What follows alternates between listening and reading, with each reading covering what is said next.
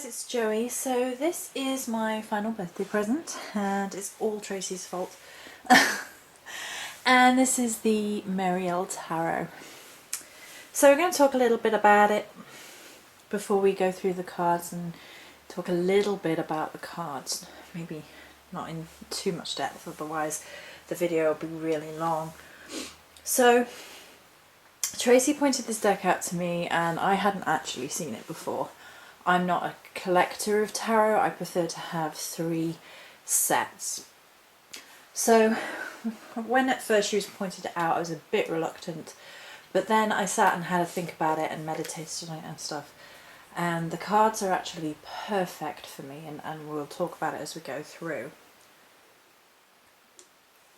But also I hadn't been connecting to the Paulina Tarot, and my sister and her partner my sister is in tarot by trade and her partner is thinking about getting himself back into divination. So I was thinking of letting them have the tarot deck that I don't use, because for some reason or other the Paulina one just doesn't talk to me as much, it just doesn't connect as much. And obviously it was one of those things that it was meant to be to get this instead, and you'll see through some of the imagery and stuff in a minute. And so I needed that poke from Tracy just to really consider that. So this is the box that the Marielle Tarot comes in. First and foremost, it's quite expensive for a tarot set. It was £25 something, and I ummed and ahed about that as well, but it was a birthday present. I watched, I think it was the Arrows 5? No. Arrows? Oh, 513 tarot reader, whose name escapes me. Maybe it is Arrows from 513. I think my brain is just lost. I'll put the proper name down below if that's wrong. And she was saying how it's an investment deck, that she was blown away by it and uses it for personal readings only. Okay, so this beautiful box is what it came in. I've taken everything out of the box now, but you can see it has cards on the front, some of the cards on the back, and there you go. It's a lovely storage facility, I guess, for your tarot cards. And it's nice because a lot of the tarot comes these days and it's kind of rubbish, and they come in like a tiny flimsy box and that doesn't last. That's what my Paulina Tarot came in actually. So then these are the cards themselves, the card back, and then the book. So the booklet actually comes like with black and white versions of each card, and it talks about the imagery, it talks in depth. It's really beautiful, and it talks about mythology and meaning and the imagery and the symbolism, and I think that's really important. And I'm going to talk to you a little bit about Ouroboros, which is on the card back. So first, before we get into that, actually the cards are a bit bigger, they're like the size of my hand, and I actually prefer this size. So for me it sort of separates it from, say, playing cards, and the imagery is easier to pick up on. I think it's rather than sort of squinting at a card, you can allow it to flow into you. I much prefer this size. That's a personal preference, but there you go. So the Ouroboros is the snake eating its tail, or in some mythology it is a dragon eating its own tail. It symbolizes the cyclic nature of life, death and rebirth, as well as the primordial unity that cannot be extinguished, so the divine, basically. First emerging in ancient Egypt, it can be found across pantheon, across time, as a religious and mystical symbol. I cannot read today apparently. I'll have a sip more water, see if that helps. It's also frequently been used by alchemists as a representation of the alchemist's opus or great work. Within Thelema, the great work is generally defined as those spiritual practices leading to the mystical union of the self and the all deity. The Ouroboros on the back of these cards actually makes the infinity symbol, and it's the second time I've seen that this week, so it also ties into imagery of the infinite. So it has a primal energy, and the symbolism of the Ouroboros is incredibly primal. It goes across pantheon, across time, across mythology, and keys in to all different walks of life, different spiritual backgrounds, starting with ancient Egypt, and that is present in some of the imagery, and that's fantastic. I love the primordial nature, something that goes above and beyond the narrow definitions of what it is that a goddess is in that pantheon, say. So for me, the Morrigan is a primordial goddess. She has that primal energy. So as well as that, the idea of the alchemy really ties in this week. This week is transformation. So the idea of alchemy being present in tarot to better understand path walking is incredibly potent right now. It's about being a witch, is about being transformational, about transforming yourself into the best you can be, and magic is about transmuting, transforming energy. It's just so appropriate right now, and there we go. Right, so before we start looking at the images a little bit more closely, warning, there is nudity in this deck and hermaphrodites, I believe, too, so that has been pre-warned right now, so there we go. I also kind of love that the backs are black. Don't know, might be me. Something mystical and deep about it. So the first card is the Fool. They're still more or less, I think they're still actually completely in order. So if you can see the butterflies and things, my cloth that I bought from Tesco actually works perfectly for this. And it's almost identical in colour. And yeah, I don't want to go too much into the detail of the cards themselves because we will be here all day. I want to show you all the cards. But I love the butterfly image, the metamorphosis image. The fact that he has a mask of the butterfly and it on his feet, I think it's incredible. The Magician also has the infinity symbol above his head, the gateway of two trees, and it's the symbol of Metatron. So there you go. I want to read this from the book. It's also handing you Metatron's cube or a phoenix egg. So I found that interesting because the dragon's egg are a crystal that I use to represent my relationship with spirit.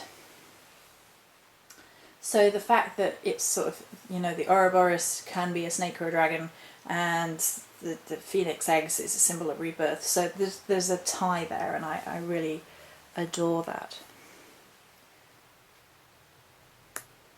The High Priestess. That one's more tribal, in my opinion. I'm not going to read them all out, all the meanings and things. So this is the Empress. There is references to Eve in the booklet, but for me it made me think of the Nordic path. It made me think Freya. I'm not entirely sure why that would be the case, but that's what it made me think of.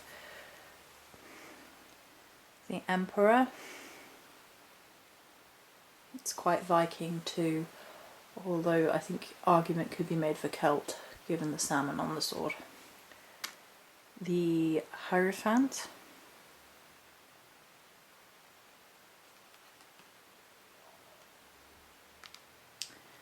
the Lovers.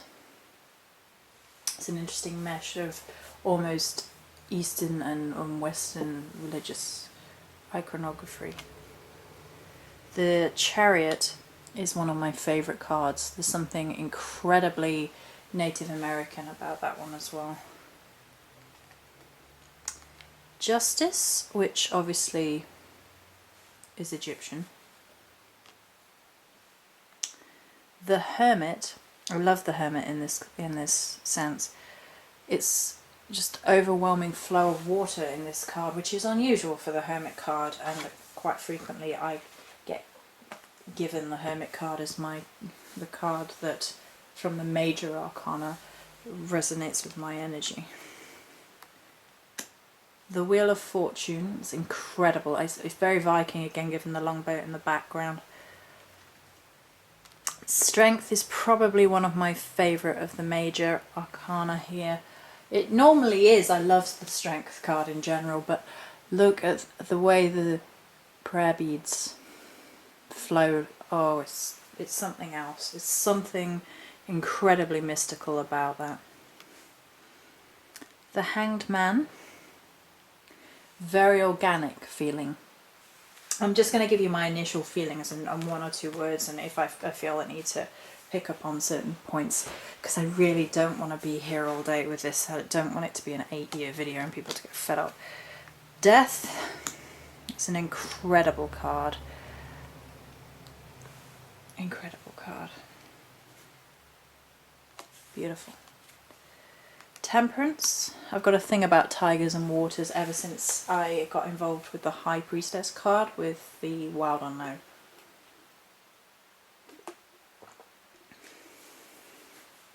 Tigers are strong swimmers.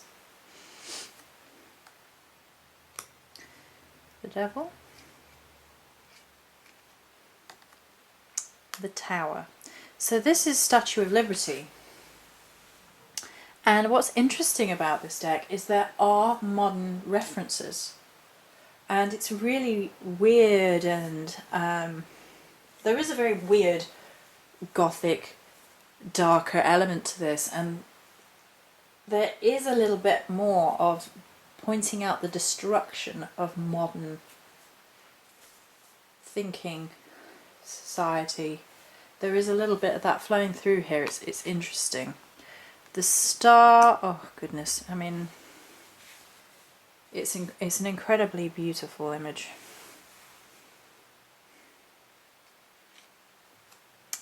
The Moon with the Raven head, oh goodness.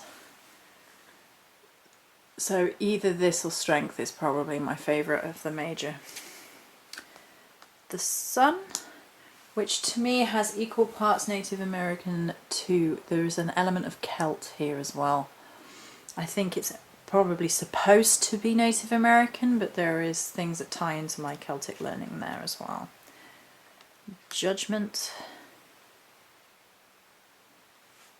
Something else. These cards are overwhelmingly powerful. You can feel it through the camera even. And the World. Beautiful, beautiful artwork. Right, so we're going to move into the minor arcana now. And I believe they come as sort of numerically rather than...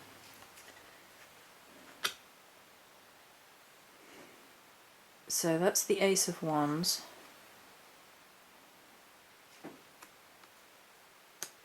Ace of Swords.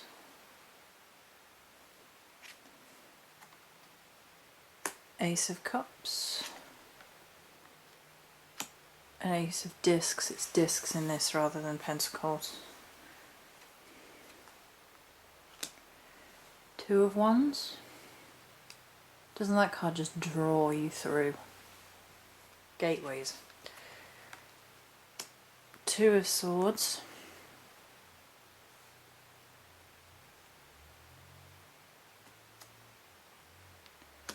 Two of Cups.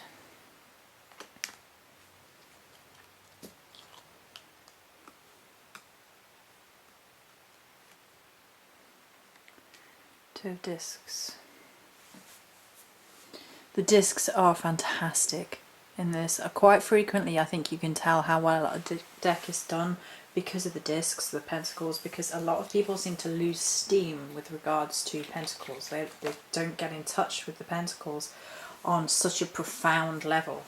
It's a shame, and it's a sadness I see across earth related things. So in astrology I see it with the earth signs, and there tends to be this sort of disconnect, this sort of reluctance to go deeper into it rather than it being, oh, home and job. But this is incredible. There's an incredible amount of layered imagery here. 3 of Wands.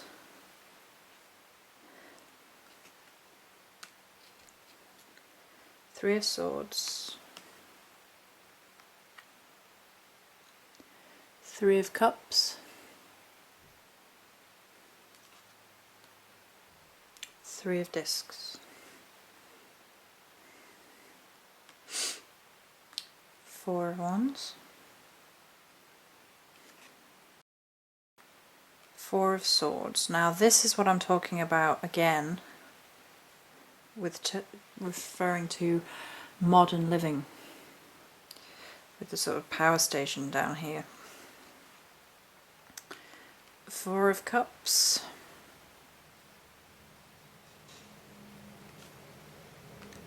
4 of Discs.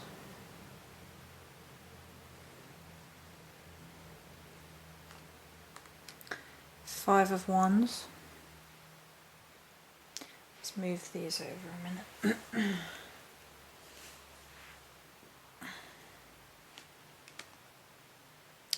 5 of Swords. I love that artwork.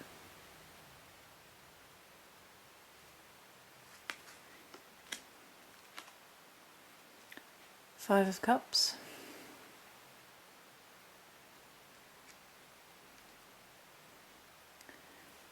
5 of Discs. 6 of Wands.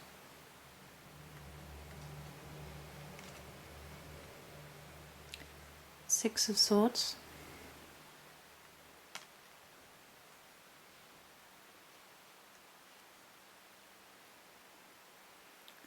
6 of Cups.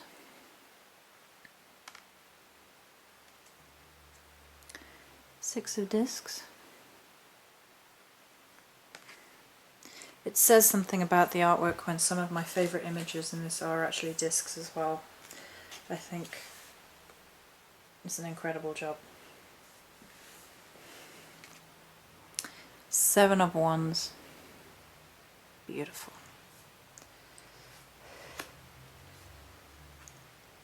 7 of Swords. Also beautiful.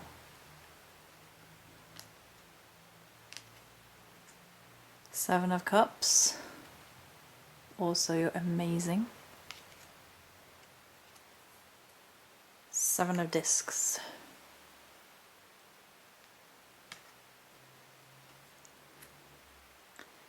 8 of Wands. 8 of Swords.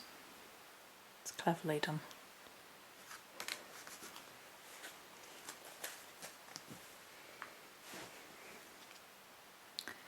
8 of Cups.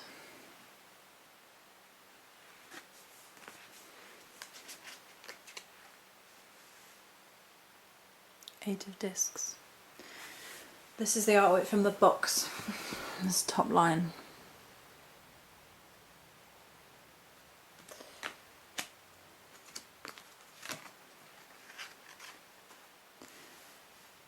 Nine of Wands. Can you see what I mean about cross-culture coming into this? This has a very Asian feel to it, this piece of art here.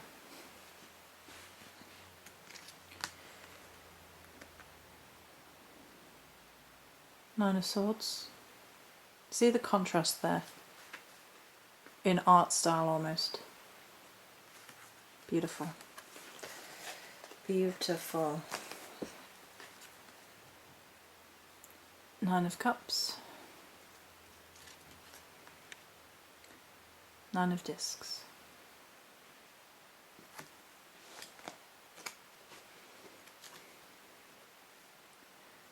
Ten of Wands. Ten of Swords. Ten of Cups. Ten of Discs.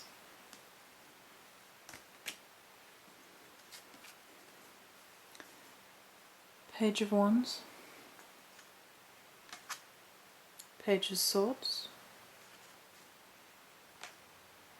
Page of Cups. Page of Discs.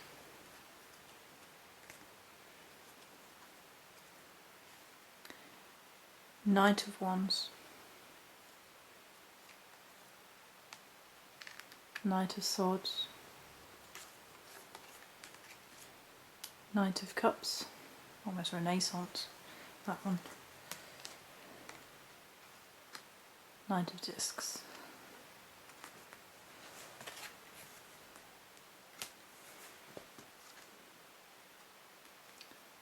Queen of Wands. Queen of Swords. Queen of Cups. Queen of Discs.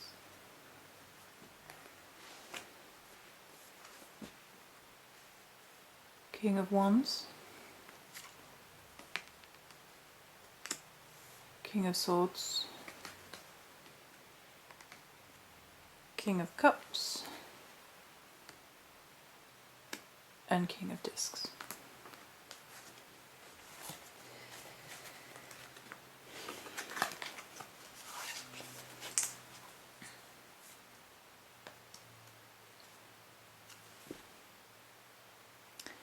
I haven't really started getting into the deck yet, but the minute it came it started speaking to me. The primordial nature of it,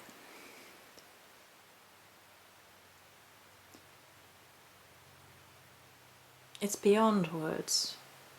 There's a depth of meaning here already that is touching me, is making a difference on me already, and I haven't even started reading and researching and connecting to each individual card yet, and it's already moving me to the point of tears just going through these images, just starting my journey with these incredible tarot cards. I think there's something else. So I'm just going to say a huge thank you to Tracy. She pushed me and they're perfect. They're absolutely perfect. Many blessings.